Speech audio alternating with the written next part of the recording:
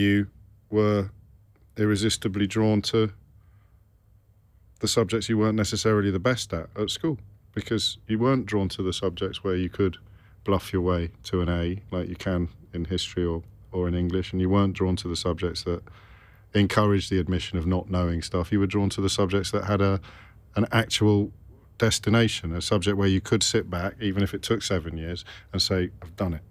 Yeah, I mean, I know a lot of history academics who would be very offended by what you just said, but for good reason. Would they, though? Because there'd be another history academic over there who completely challenges their analysis of why, Charlemagne...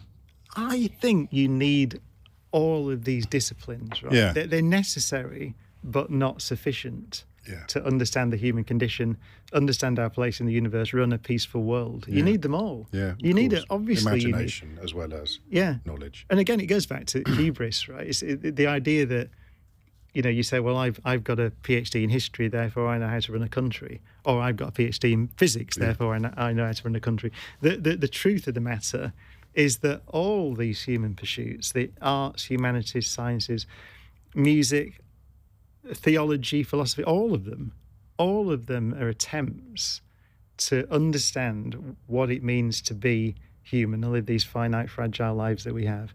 And also they're attempts to get along. Yeah. Right? Ultimately, that's what politics is. Yeah.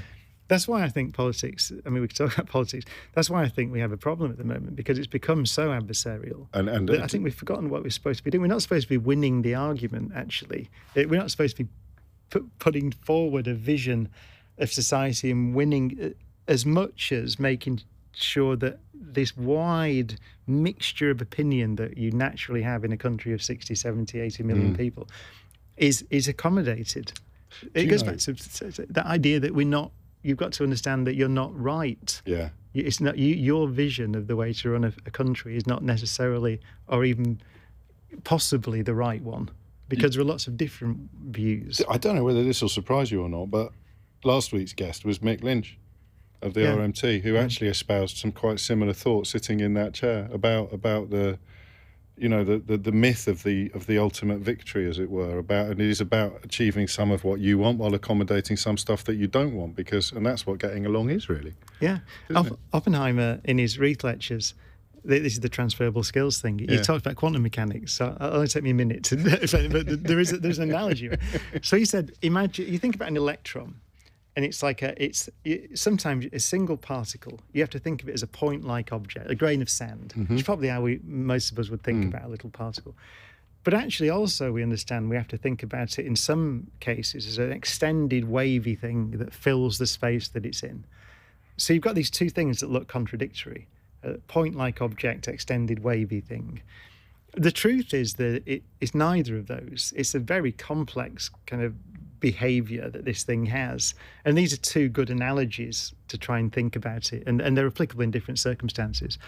So they look like ideas that are completely at right angles to each other, that you have to mutually contradictory, but you have to hold them both in your head. You have to have a skill, which is hold them in your head. And nature forces you to hold those two things in your head simultaneously in order to get a full picture of the system or a better picture of the physical system. And, of course, you know what I'm going to say, Oppenheimer said, and so it is with politics. Wow. You've got to understand that human beings have individual needs and they have individual, that they go to work and they want to keep as much of their money as they can or whatever it is. They have an individual life. But also human beings have a social life, a community exists. Sure. And all human beings understand that they have to compromise and work together. It's not even compromise, is it? Just work together. Community. And so they look like they're pulling in different directions. Oppenheimer says you could call them capitalism and communism, right? Because he was talking in the 50s, right? So, and McCarthy was pursuing him at the time. Yeah. So communism on one side, capitalism on the other side. But of course, neither is the right way to do it. Because it's complicated. It's like an electron.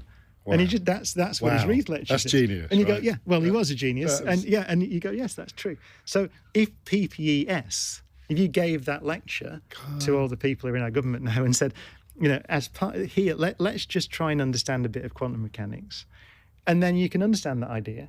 And now we'll move that idea over to politics because it's applicable. And that's what Oppenheimer was doing. Blimey.